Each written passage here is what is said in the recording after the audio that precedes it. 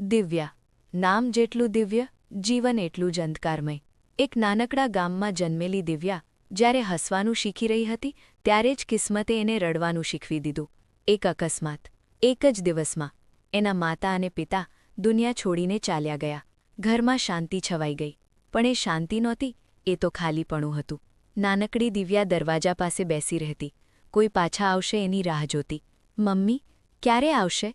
પણ જવાબ આપનાર હવે કોઈ નહોતું. સમય પસાર થતો ગયો. હવે એની આખી દુનિયા બની ગઈ એની નાની. નાની એને ગોદમાં લઈ કહેતી, બેટા તું ચિંતા ના કર, હું છું ને તારી સાથે. નાનીનો પ્રેમ જ એની જિંદગીનો એકમાત્ર સહારો હતો. સવારના ગરમ રોટલા, રાત્રે સૂતા પહેલાં વાર્તાઓ અને વચ્ચે વચ્ચે મમતા ભરેલી આંખો. દિવ્યા ધીમે ધીમે ફરી હસવા લાગી. પણ કિસ્મતને કદાચ આ ખુશી પણ પસંદ નહોતી. એક શામ નાની અચાનક બીમાર પડી. દિવ્યા ડરી ગઈ. નાની તને શું થયું? નાની ધીમા અવાજમાં બોલી. દિવ્યા તું મજબૂત બનજે. અને થોડા જ સમયમાં નાની પણ એને એકલી છોડી ગઈ. આ વખતે દિવ્યા રડી પણ ના શકી. એ માત્ર ખાલી નજરે છત તરફ જોઈ રહી, કારણ કે હવે એને સમજાઈ ગયું હતું. હવે હું ખરેખર એકલી છું. થોડા દિવસોમાં એને તેના મામા મામીના ઘરે લઈ જવાઈ. શરૂઆતમાં બધું ઠીક લાગતું હતું, પણ એ માત્ર એક નાટક હતું. ધીમે ધીમે હકીકત સામે આવવા લાગી. મામીના ચહેરા પર ક્યારેય પ્રેમ નહોતો દેખાતો.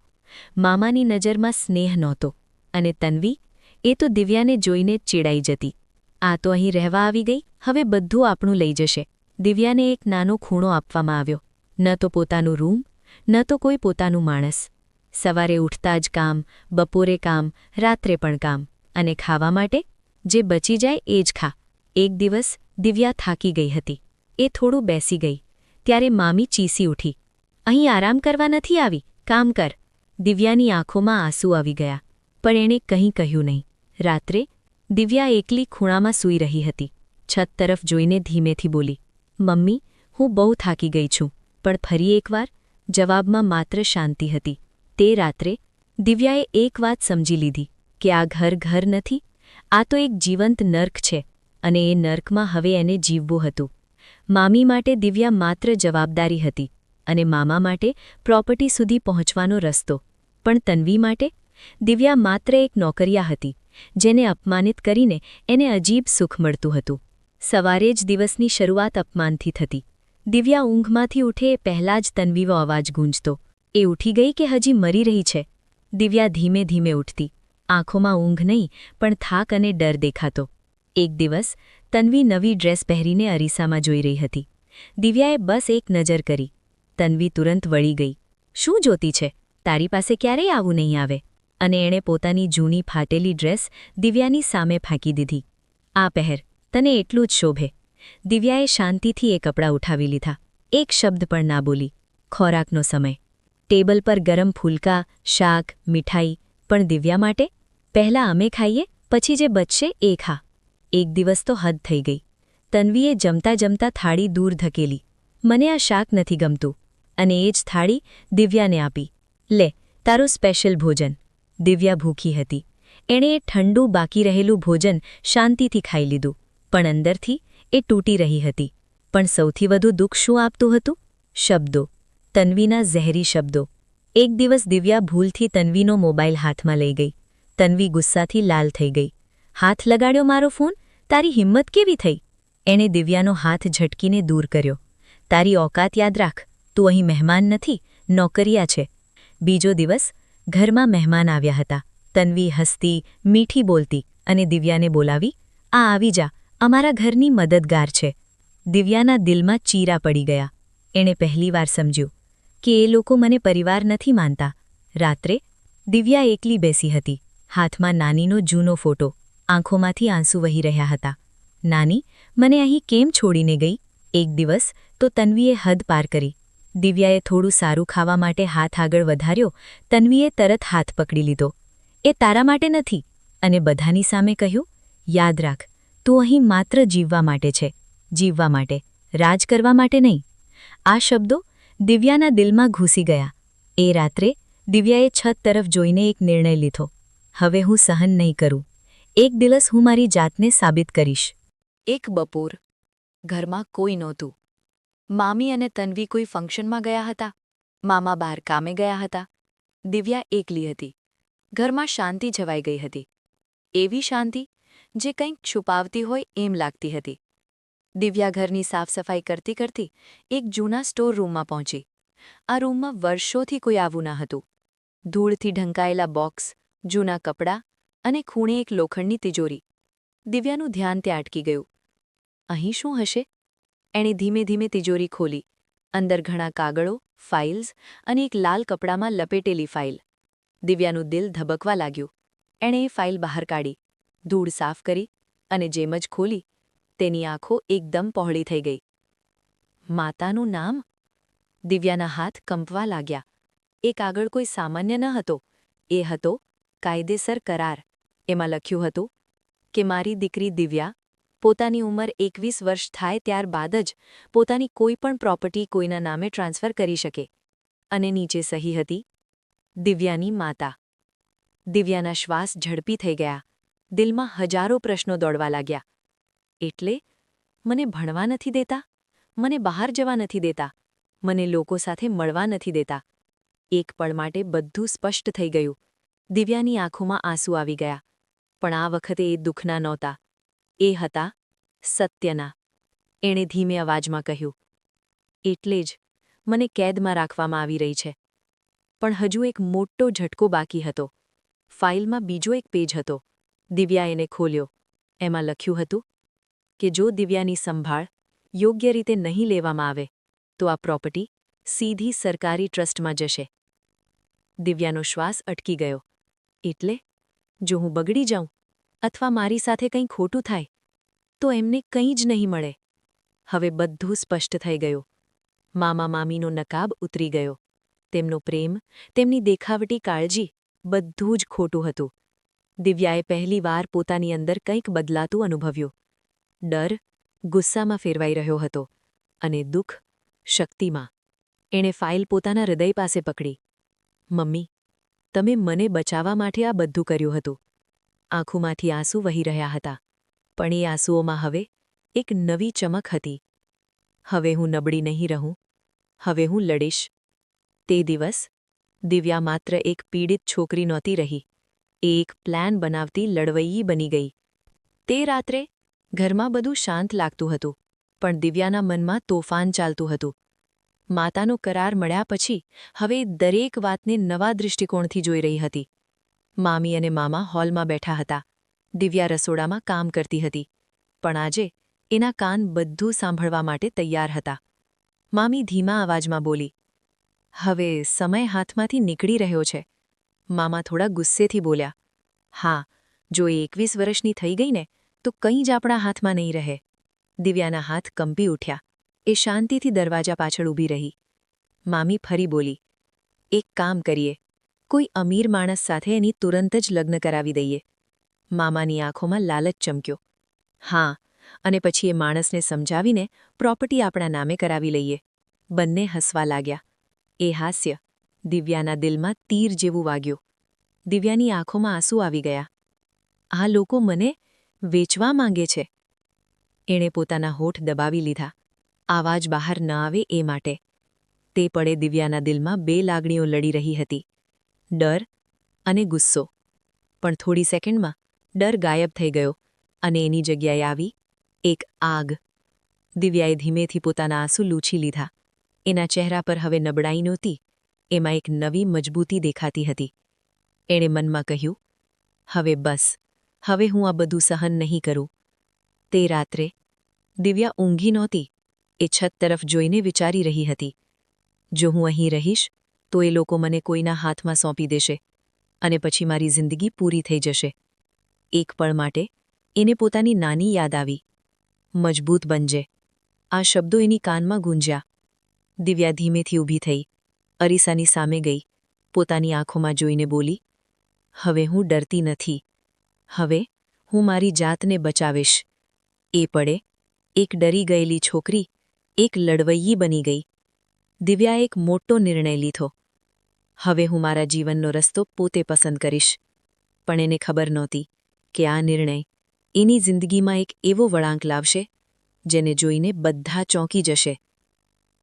બીજા જ દિવસે સવાર થતી પહેલાં જ દિવ્યા ધીમેથી ઉઠી. ઘરમાં બધા ઊંઘમાં હતા, પણ એની અંદર એક નિર્ણય જાગી ગયો હતો. એણે એક નાનું બેગ તૈયાર કર્યું. કોઈ ખાસ સામાન ન હતો, માત્ર થોડા કપડાં અને તેની માતાનો કરાર. એણે છેલ્લી વાર આખા ઘરને જોયું. આ ઘર, જેમે માત્ર દુઃખ જ જોયું. આંખોમાં થોડું પાણી આવ્યું, પણ એણે તરત જ પલક ઝબકાવી દીધી. હવે હું પાછી નહીં વળું. દિવ્યા ધીમેથી દરવાજો ખોલીને બહાર નીકળી ગઈ.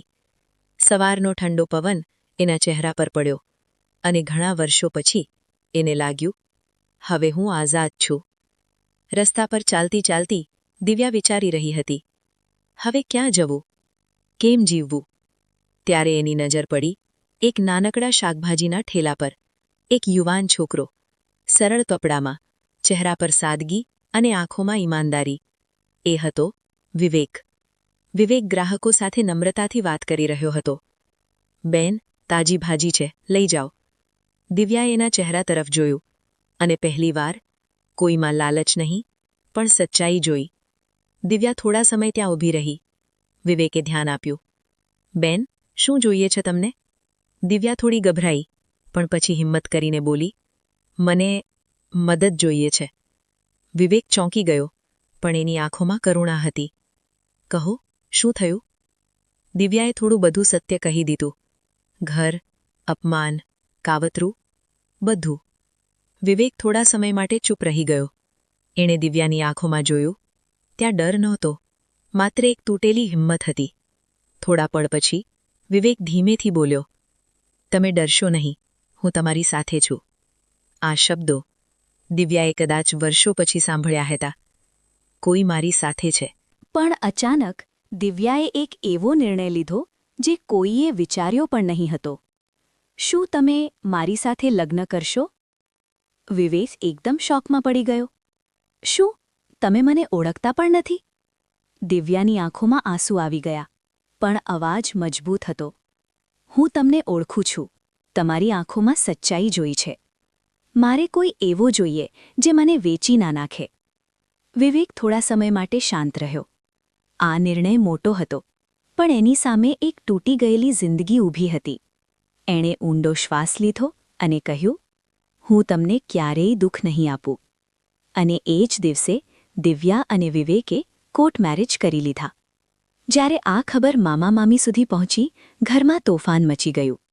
શું એ ગરીબ છોકરા સાથે લગ્ન કરી લીધા? આ છોકરીએ બધું બગાડી દીધો. તન્વી ગુસ્સાથી ચીસી ઉઠી. એને લાગ્યું કે આમ બચી જશે. પણ દિવ્યા હવે બદલાઈ ગઈ હતી. એ હવે ડરતી નહોતી. અને આ તો માત્ર શરૂઆત હતી. કારણ કે હવે એક ગરીબ શાકભાજી વેચનારનો પ્રેમ એક તૂટી ગયેલી છોકરીને એવી શક્તિ આપવાનો હતો, જેને જોઈને આખી દુનિયા ચોંકી જશે. લગ્ન પછી દિવ્યા માટે બધું અજાણ્યું હતું. નવું ઘર, નવો માણસ અને નવી જિંદગી. પણ એના દિલમાં હજુ પણ એક ડર હતો.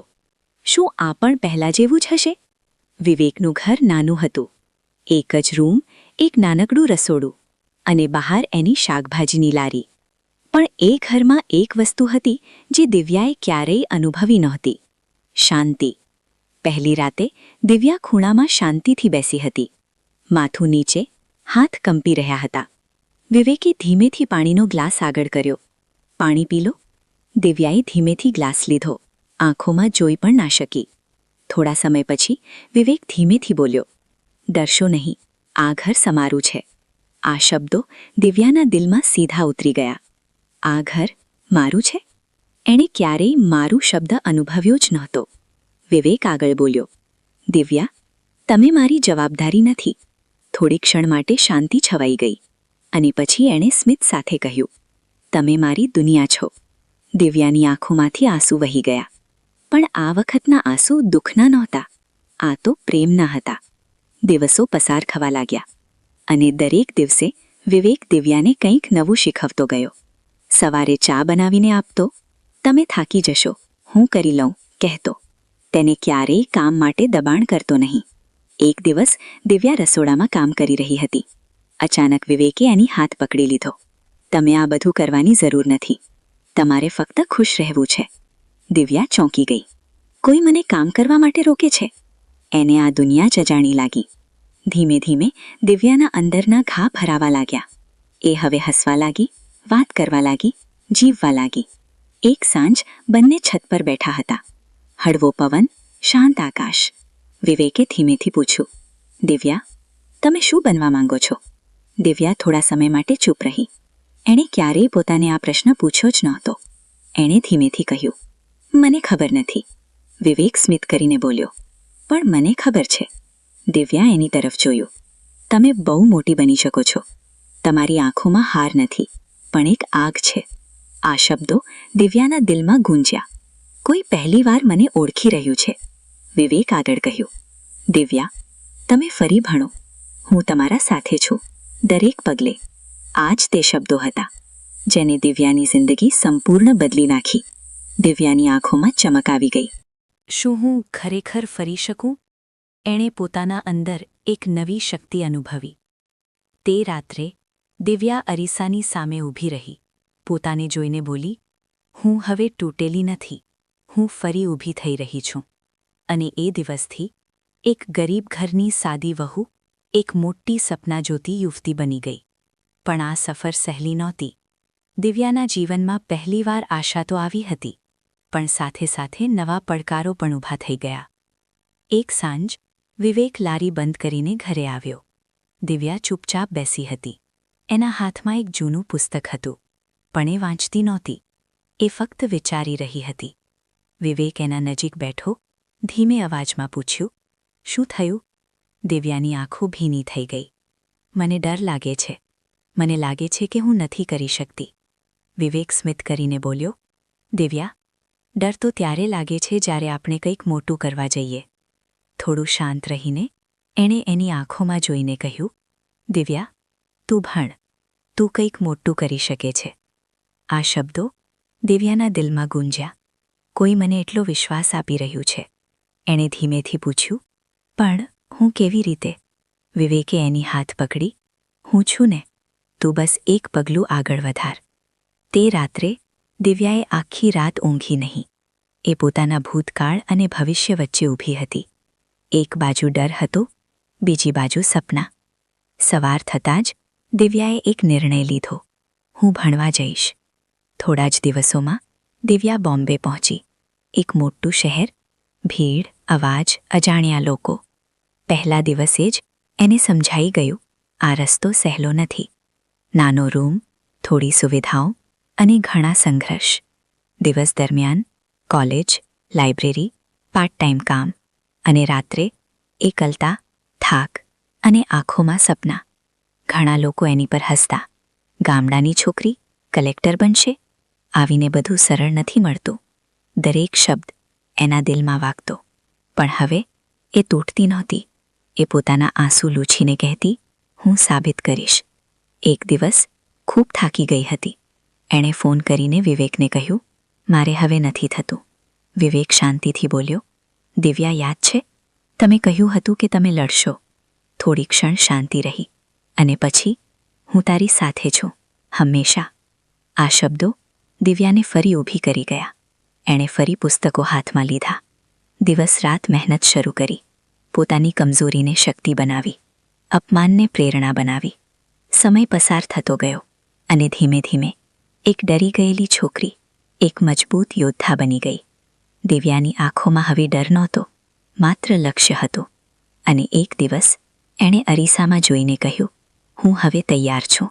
વર્ષો પછી સમય શાંતિથી પસાર થઈ ગયો હતો, પણ દિવ્યાની અંદર એક તોફાન સતત ધગધગતું રહ્યું. એ દિવસ રાત લડી, પોતાની સાથે, પરિસ્થિતિ સાથે અને દુનિયાની વાતો સાથે.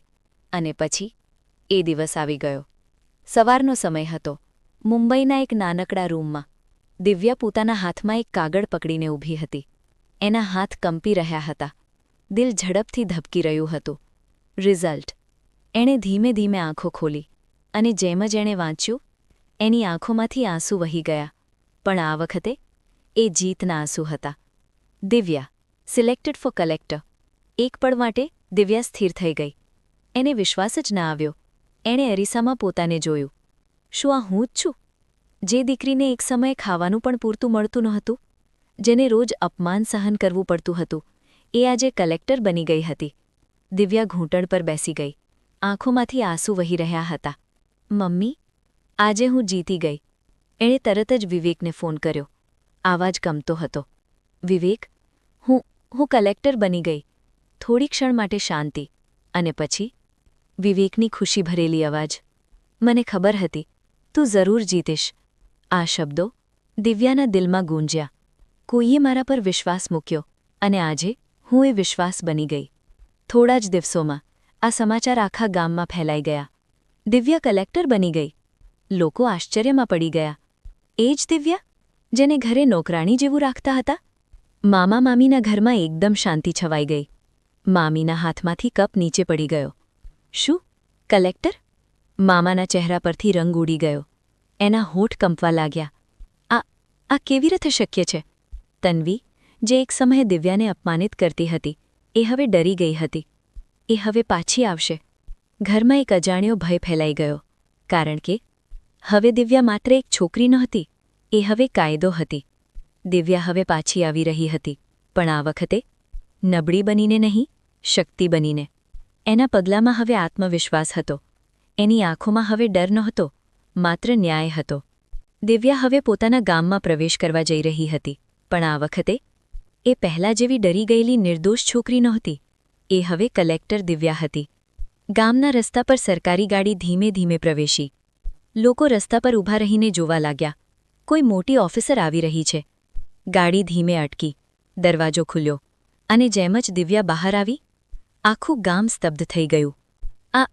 આ તો દિવ્યા છે, જેને એક સમયે ઘરથી પણ બહાર નીકળવા નહોતું દેતા. એ આજે સમગ્ર જિલ્લાની અધિકારી બનીને ઊભી હતી.